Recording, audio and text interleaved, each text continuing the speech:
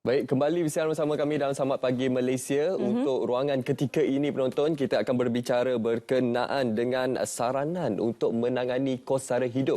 Jadi pada hari ini kita bersama dengan Profesor Madya Dr. Baharom Abdul Hamid, Penganalisis Ekonomi Pusat Antarabangsa Pendidikan Kewangan Islam. Assalamualaikum Prof. Waalaikumsalam. Bagaimana sihat hari ini?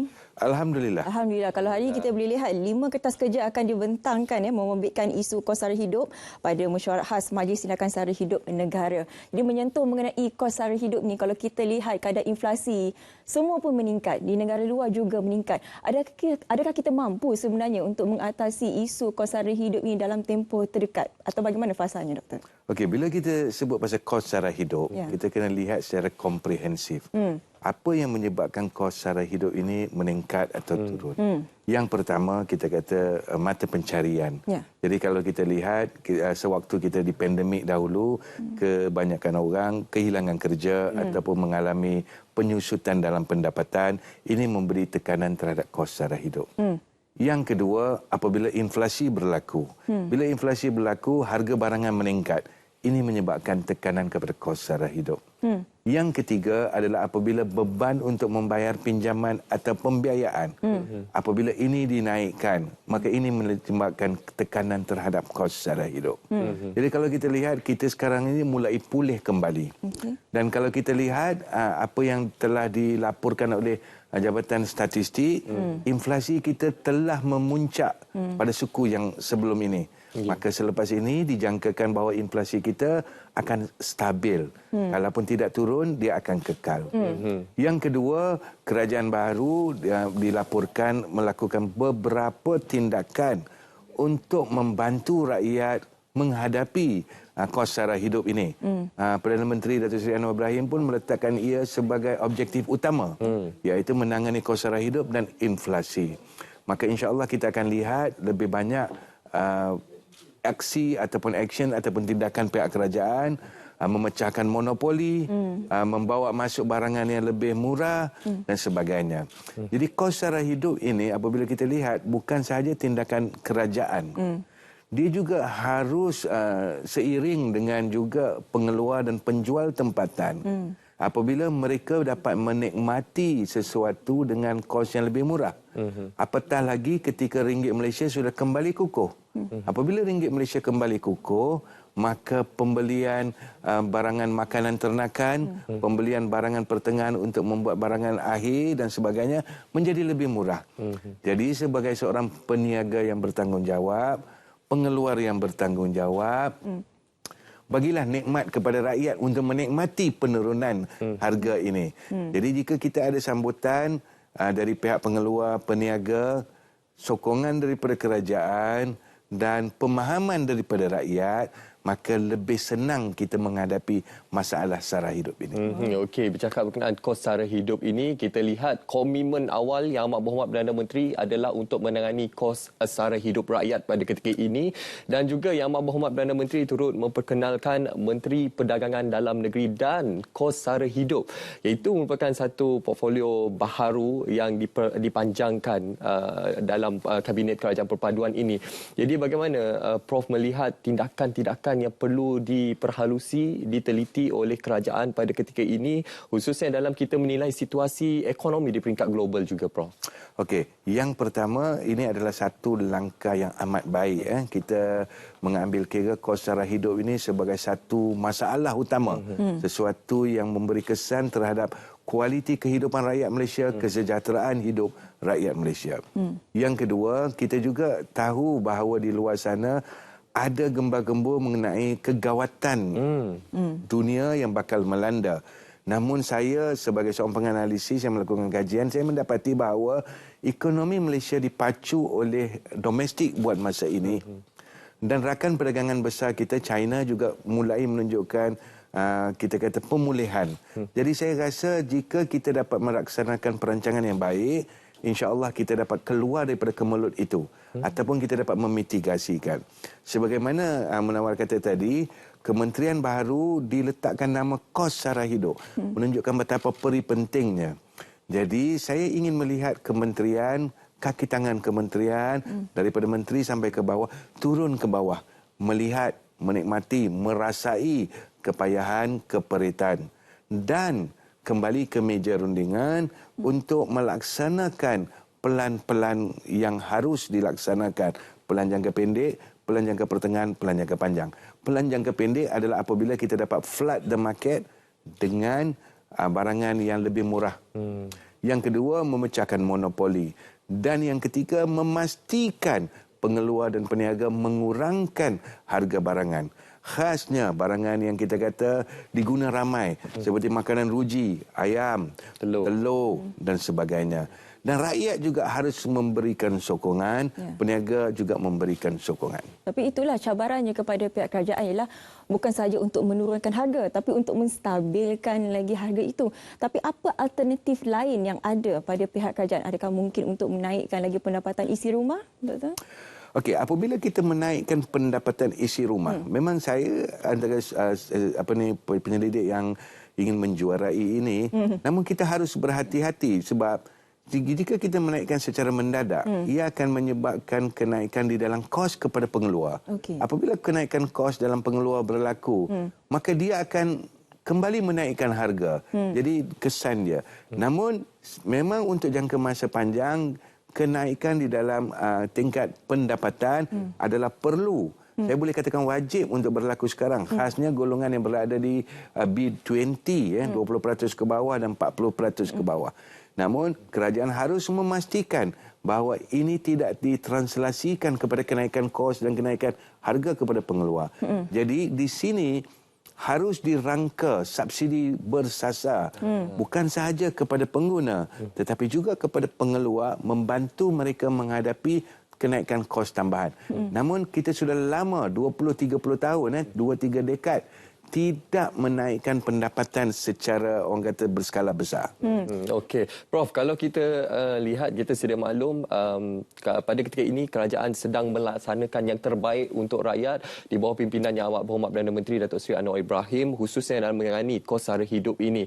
Dan sudah pastinya juga untuk kita menangani permasalahan ini secara inklusif, ianya bukan sahaja terletak di bahu kerajaan, pemain industri semata-mata. Mungkin kita juga boleh memberikan penerangan kepada masyarakat di luar sana bagaimana kuasa dan juga peranan pengguna dalam hal ini, Prof. Okey, di dalam hal ini kita mempunyai pelbagai saluran. Sebentar tadi pun kita dengar pakar mengatakan saluran media. Okey, pengguna gunakanlah saluran media ini untuk menyalurkan maklumat peniaga-peniaga yang degil tidak mahu menurunkan harga. Salurkanlah maklumat kepada pihak kementerian, pengguna yang tidak meletakkan harga munasabah. Dan pengguna juga harus bijak memilih dan memulaukan pengeluar atau penjual yang meletakkan harga tinggi. Jadi saluran maklumat itu penting sebab kadang-kadang kementerian atau pihak-pihak berwajib tidak mempunyai maklumat ini. Mereka hanya sekadar dengar tetapi dia tak tahu di mana, bila berlaku dan sebagainya. Jadi gunakanlah saluran maklumat ini menyampaikan saluran yang betul. Jangan gunakan saluran maklumat ini untuk memfitnah, mengadu domba. Jika kita tak suka peniaga tu, kita sengaja mewujudkan berita yang kurang baik. Dan ini akan menyebabkan kita menghadapi masalah yang berterusan. Itu saluran yang betul untuk media. Sama juga dengan kisah subsidi ni. Subsidi juga perlulah bersasar. Tapi kalau kita boleh lihat sekarang pengkelasan macam tadi Doktor ada mengatakan mengenai B40, T20. Tapi sekarang dah berbeza dah. T20 mungkin dah jadi T5, mungkin B40 jadi B20. Mungkin ini perlu dilihat semula, dikaji semula, Doktor? Betul. Saya setuju. Sebenarnya kadang-kadang kat sini berlaku sedikit kekilafan orang ramai. Dia kata B40 dah jadi B60. Tapi dia kena faham apa yang dimaksudkan dengan 40, 20. 40 itu adalah peratus. Jadi apabila B40 ataupun M40 turun ke B40, maksudnya ada B40 yang naik ke M40. Kita tak boleh ada bertindanan. Saya bagi masa mudah. Kita dalam satu perlumbaan, kita ada nombor 1, nombor 2, nombor 3. Kalau nombor 3 tu memotong nombor 2 akan jadi nombor 3. Tetapi sampai bila-bila pun dia kekal 1, 2, 3. Jadi apa yang berlaku perubahan adalah tingkat pengkelasan. Maksudnya kalau kita kata dulu gaji 2,000 ataupun 3,800 lebih 40. Mungkin sampai masanya kita mengkelaskan kembali. Sebab 3,800 mungkin di ibu kota ini bukan kata lebih 40. Itu dah miskin. Kan? Ya. Jadi kita kena kelaskan balik. Dan kita harus berani. Kita harus berani, kita harus telus. Zaman sekarang zaman maklumat di hujung jari. Bukan zaman 20 tahun dulu kita boleh propaganda dan menceritakan hal yang sebaliknya. Zaman sekarang masyarakat boleh tahu, kita panggil society 5.0. Jadi kita mengetengahkan apa yang kita panggil ketelusan dan kita harus berani mengatakan bahawa sesungguhnya sekarang ini tingkat gaji ini adalah lebih 40. Tingkat gaji ini adalah miskin. Tetapi kita akan melaksanakan perancangan untuk membantu. Okey, Doktor. Menyentuh mengenai bersasar tadi tu dan juga berani. Adakah sebenarnya rakyat bersedia untuk subsidi bersasar ini? Kita jangan cakap B40 saja. Yang T20 tu bagaimana pula? Okey, apabila saya sebut bersasar di sini, sebenarnya bersasar maksudnya semua orang dapat. Tetapi dalam kuantum yang berbeza. Dia ada beza antara adil dan saksama. Bila kita kata saksama, maksudnya golongan yang paling rapuh ni, kita bagi bantuan yang lebih. Tapi kita tak boleh kata golongan M40 atau T20 langsung tak dapat subsidi. Itu tidak adil namanya. Sebab mereka juga berkorban untuk negara. Mereka ada masalah tersendiri. Ya, tapi mereka juga membayar cukai. Jadi apabila kita langsung tidak memberikan subsidi, itu akan menjadi double punishment. Cuma kita kata bantuan lebih disalurkan kepada golongan di bawah. Tetapi ada ketikanya, ada subsidinya yang harus juga dinikmati oleh T20. Kita lamsamkan, kita kata bila subsidi saja B40. Jangan lupa bila kita buang pengkelasan macam ini, nanti T20 ataupun M40 akan merana juga. Jadi itu saya kata kita jangan adil tapi kita perlu saksama. InsyaAllah. Perlu saksama dalam pembahagian khususnya dari segi subsidi untuk pemberian subsidi bersasar kepada B40 dan juga pastinya ada inisiatif-inisiatif yang akan diperkenalkan oleh kerajaan pada ketika ini untuk terus menyantuni setiap lapisan masyarakat dalam komuniti kita.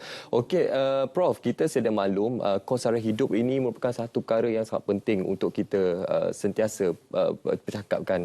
Jadi bagaimana kita melihat dalam situasi sekarang ini dalam kerangka Kementerian Perdagangan Dalam Negeri dan Kos Sara Hidup, peranan yang perlu diambil oleh mereka pada ketika ini untuk mereka sentiasa melakukan pemantauan dan juga pengawasan untuk memastikan tiada pemain-pemain industri ataupun peniaga-peniaga yang culas terhadap tanggungjawab mereka. Di sini saya ingin kita kata kalau kita kata kementerian dia mempunyai kaki tangan yang terhad. Yeah.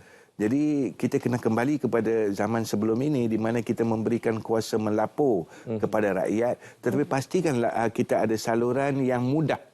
Maksudnya ada saluran WhatsApp yang boleh disalurkan, ada butir-butir yang terlalu mudah untuk diisi di mana berlaku apa maklumatnya. Itu yang pertama. Yang kedua, saya juga ingin melihat pihak kementerian bekerjasama dengan pihak-pihak yang lain untuk menangani kos sara hidup. Yang pertama, bekerjasama dengan pihak perbankan.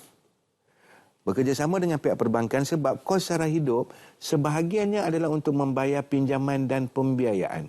Jadi bekerjasama dengan pihak perbankan, kita kata, apa kata kita bagi diskaun untuk 6 bulan ataupun setahun ini. Diskaun sebanyak mungkin 0.5%, 1%, di mana apabila diskaun ini diberi, ini akan memberikan lebih nilai untuk dibelanjakan. Kita pendapatan boleh guna. Yang kedua, bekerjasama dengan agensi-agensi kewangan Islam sosial seperti mana zakat dan wakaf. Sebab kita kan harus lihat sebab garisan tu dah berubah. Disebabkan kos sara hidup, orang miskin sebenarnya perlukan lebih banyak duit untuk sebenarnya meletakkan makanan di atas meja. Jadi lembaga zakat juga harus proaktif. Maka asnaf itu harus diklasifikasikan semula. Berapa dia punya nilai, apa kita panggil benchmarking dia. Fakir itu berapa, miskin itu berapa. Yang ketiga, bagaimana zakat juga boleh memainkan peranan untuk membantu mewujudkan peniaga-peniaga kecilan, khasnya di dalam bidang yang berkaitan dengan makanan ruji, ayam dan sebagainya. Jadi bila kita mengembeling tenaga, bekerjasama, jadi saya ingin lihat Majlis Tindakan Kos Sara Hidup ini membawa masuk mereka-mereka yang bertugas, yang berkhidmat di lembaga zakat, di pihak perbankan, pihak takaful dan insurans juga, bersama merangka satu pelan tindakan. Okey, kerjasama daripada semua pihak sangat penting. Jadi selain kita berbicara berkenaan garis kemiskinan dan juga perubahan situasi semasa sekarang ini, kita juga perlu menyuarakan suara masyarakat di luar bandar, di pedalaman. Kerana kita sedia maklum perbezaan jurang harga. Kalau di bandar lain, di luar bandar lain. Jadi itu antara keluh kesah bagi masyarakat di pedalaman. Bagaimana untuk kita suarakan berkenaan perkara ini, Prof? Saya rasa kerajaan telah melaksanakan 2 langkah yang baik. Saya rasa masih baru lagi. Satu dengan memberikan lebih kuasa kepada Blok Borneo. Kalau kita lihat Sabah dan Sarawak sering menghadapi masalah ini di mana mereka sebenarnya dari segi pembangunan agak ke belakang. Tetapi dari segi harga mereka sebenarnya lebih premium dari kita. Jadi saya harap Blok Borneo boleh membawa suara ini dan mencari jalan penyelesaian. Yang kedua, saya rasa Kementerian Pembangunan Luar Bandar sebelum ini telah dijenamakan semula dan diletakkan di bawah timbalan Perdana Menteri. Maka ini juga harus diberikan perhatian bahawa kita harus memberikan sokongan kepada luar bandar secara lebih macam kita kata tadi saksama tadi agar dapat mengejar kembali dan memastikan bahawa perbezaan harga di antara bandar dan luar bandar, di antara Malaysia Timur dan Sabah Sarawak, Blok Borneo dan juga Semenanjung Malaysia, kita harus memastikan seboleh mungkin tidak ada jurang pemisah. Okey, Doktor menyentuh mengenai pembangunan. Apa yang paling penting sekali, pembangunan itu dirasa oleh semua rakyat Malaysia ini. Jadi adakah masih lagi perlu kita meletakkan FDI itu sebagai kayu pengukur atau kita perlu melihat kepada paksi yang lain? Sebenarnya bila kita sebut pembangunan, kita tak boleh melihat pembangunan ini hanya daripada sudut materialistik. Masalah kita sebelum ini selalu berlaku kekhilafan, orang kata bila pembangunan dia lihat kepada GDP per kapita. Ya. Dia melihat kepada GDP, dia melihat kepada FDI. Tetapi kita harus lihat secara menyeluruh. Pembangunan adalah termasuk pembangunan insan, pembangunan sosial, perapatan antara gender, pengurangan antara pendapatan yang kaya dan yang miskin, dan juga indeks kebahagiaan rakyat. Oh ya. Jadi kita harus senantiasa turun ke bawah dan melihat adakah rakyat gembira, adakah rakyat merasa sejahtera. Salah satu indeks ni kita lihat Kementerian Pengangkutan juga telah memperjelaskan langkah-langkah mereka untuk memperkasakan sektor pengangkutan awam. Saya juga ingin memetik ada satu kata-kata ekonomis, tapi saya tak ingat siapa. Dia kata tanda majunya sebuah ekonomi bukan apabila rakyat memiliki kenderaan mewah, tetapi adalah apabila semua rakyat menggunakan pengangkutan awam. Itulah maksud negara maju. Jadi kita harus bersama, kita lihat, kita jangan melihat kepada FDI, GDP per kapita, pendapatan, bukan. Kita harus lihat luar konteks itu, kesejahteraan, kebahagiaan, kos sara hidup, inflasi yang terkawal, pembiayaan yang ni, pengangkutan awam. Jadi kita harus wujudkan satu indeks sejahtera. Kalau di Hong Kong melihat pada sumber manusia. Sebab kalau kita ikut FDI sahaja, pelabur comes and goes. Tapi sumber manusia ini kekal di Malaysia. Mungkin itu yang boleh dilihat oleh pihak kerajaan sekarang. Okey. Dan Prof, kita lihat juga Prof menyentuh berkenaan di luar konteks untuk kita berfikir di luar kotak untuk kita menangani perkara kos sara hidup ini. Kita juga ingin melihat bagaimana perkaitan perubahan iklim ini kepada kos sara hidup rakyat. Ada yang menyuarakan kegusaran bagaimana dari aspek security makanan, bagaimana ini boleh menjejaskan ataupun meningkatkan kos sara hidup dalam masa yang akan datang. Jadi bagaimana ini juga satu perhatian yang perlu kita berikan perhatian khususnya dalam kita meneliti kos sara hidup ini. Sudah tentu kalau kita lihat peralihan iklim atau climate change ini memberi kesan yang amat besar khasnya kepada golongan miskin rentan ataupun kita kata miskin yang B10. Sebagai contoh, musim hujan yang berpanjangan, apa berlaku? Penoreh getah tidak dapat menoreh getah. Siapa itu penoreh getah? Mereka adalah golongan yang terbawah. Musim hujan yang berpanjangan memberi kesan kepada pesawah padi.